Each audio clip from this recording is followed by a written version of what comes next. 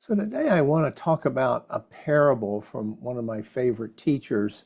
It's pretty obscure, but I think it's also pretty profound. It's called the parable of the snake, and it's really a potent metaphor for how we interact and relate to the Dharma. And I'm going to share with you Stephen Batchelor's translation, roughly from of the Sutta, and it goes like this. He says, suppose someone is out in the forest looking for a snake, and while there, they see a big snake and they grasp it by the tail. But that snake twists back and bites them on the hand, resulting in death or deadly pain. And the question the Buddha asks is, why is that? Well, it's because he grasped the snake wrong. And he goes on to say that in the same way, a foolish person memorizes the teachings, and those teachings lead to lasting harm and suffering because the person engages in the wrong grasp of the teachings.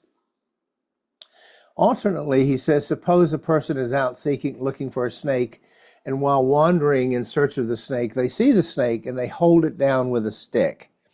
Only then could they correctly grasp it by the neck, even though the snake might wrap its coils around the hand, it wouldn't result in any harm because of the correct grasp of the snake.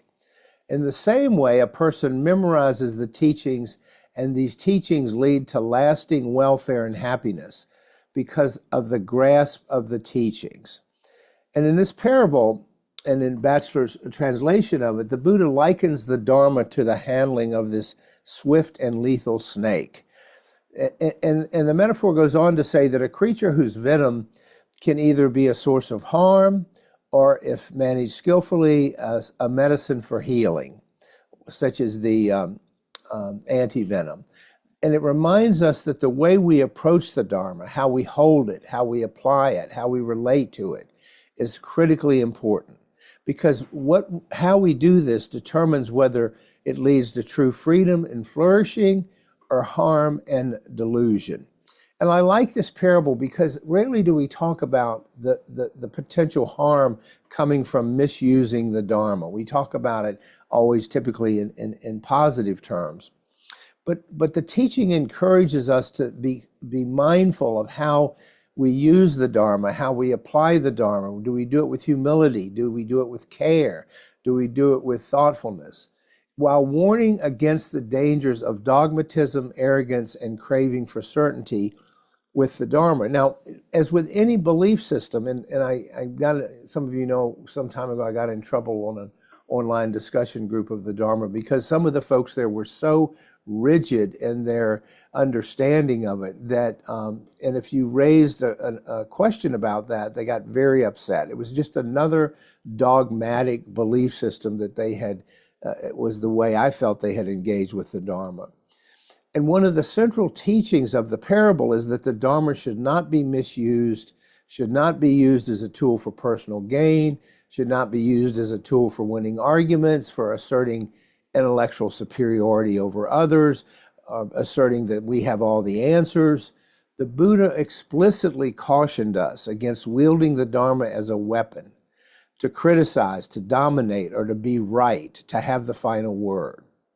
When we approach the teachings with the intention to bolster our own ego, to confirm our pre-existing beliefs, we risk turning the Dharma into an ideology.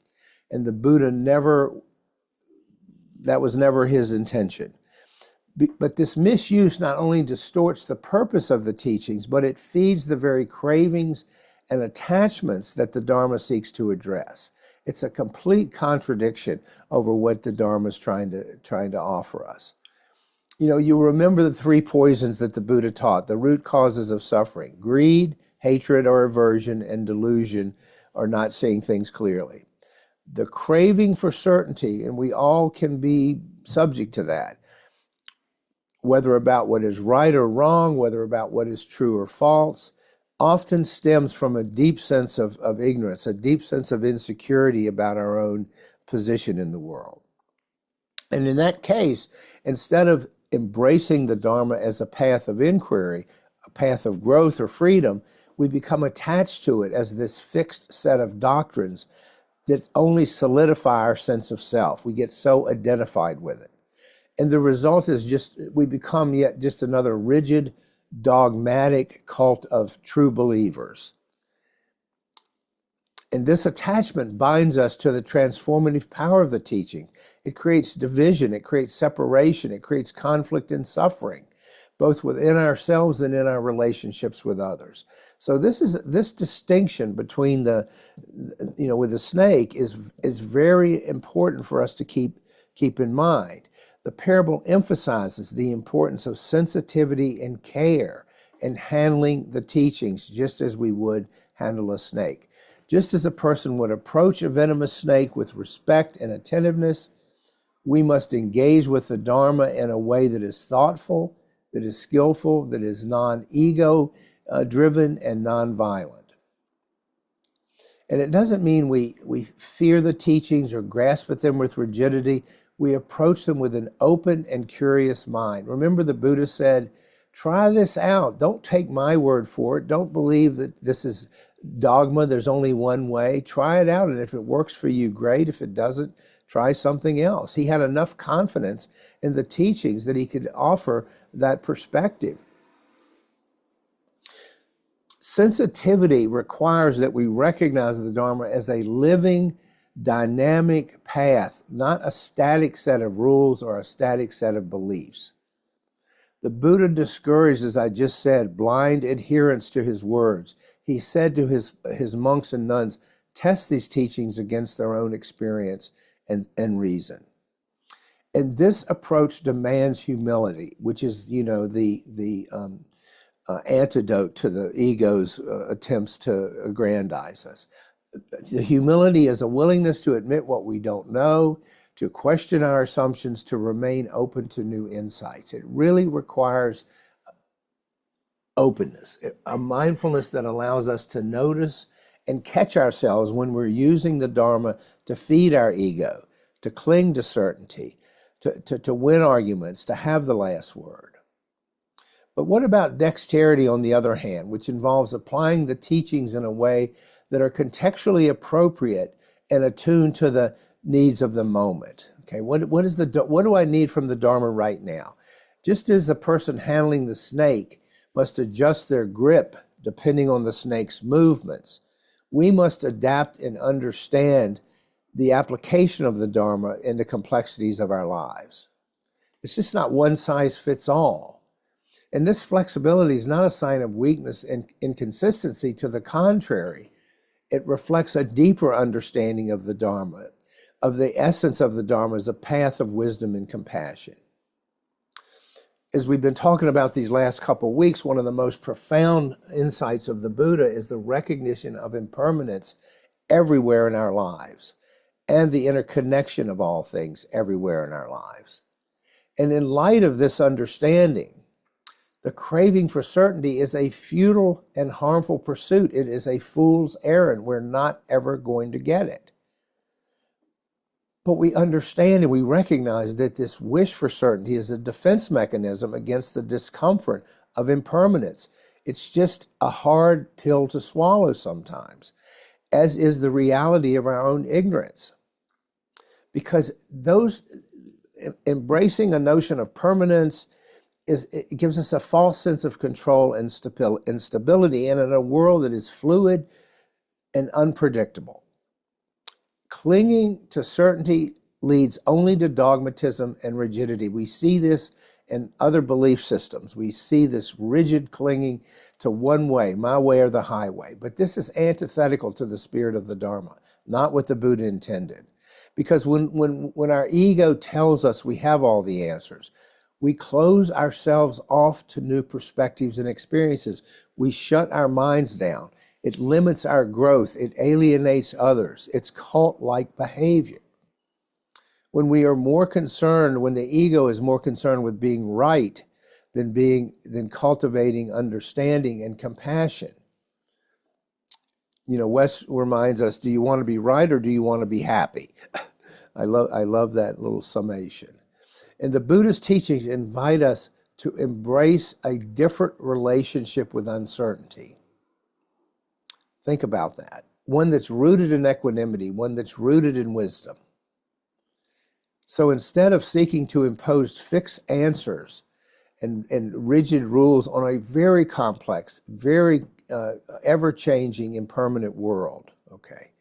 Instead, we are encouraged to cultivate a mind that is open, that is curious, that don't know mind, that is responsive, which requires letting go of the need to be certain, trusting in the process of inquiry, trusting in the practice, trusting that the Buddha got it right for the most part. Remembering that the purpose of the Dharma is to lessen our suffering, enable our flourishing, which is not achieved through intellectual mastery. It's not achieved through the accumulation of knowledge, but it's achieved through the cultivation of qualities like mindfulness, compassion, wisdom, equanimity. We have to remember that the Dharma is not an end in itself. It is a means to an end, a means to transform our minds and hearts so that we live in greater harmony with ourselves, with others, and with the world at large. But we have to approach the Dharma with the same respect and care that a person shows toward the snake. Practicing mindfulness in our thoughts and our words and our actions, self-awareness, cultivating compassion, all the things we talk about here every week. And importantly, remaining humble in the face of our own limitations and ignorance. We like to think we know everything. We don't give enough attention to humility, which means we need to be willing to let go of our attachments to certainty, to being right, and to our own sense of self-importance, so that we engage with the teachings in a way that is truly liberating, not just an intellectual exercise or not by, holding the snake the wrong way. The parable of the snake offers a timeless lesson on how we approach the Dharma. It reminds us that these teachings are a powerful tool for freedom, but only if we handle them properly, with sensitivity, with dexterity, with care. When we approach the Dharma, when the wisdom of the Buddha with humility, with mindfulness, with an openness to uncertainty, we create the conditions for genuine, real transformation and flourishing. We don't get locked into some rigid box. Because conversely, when we misuse the teachings to assert our superiority, to seek or try to find certainty, we risk turning the Dharma into a source of harm and suffering. And we have to accept that that possibility always exists. We have to remember the image of the person handling the snake: respectful, attentive, and skillful.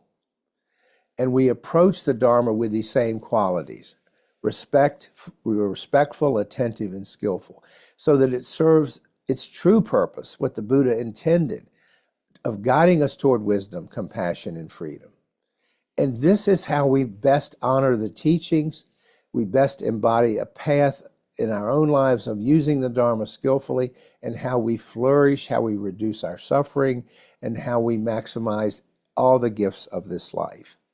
So that this morning is the parable of the snake.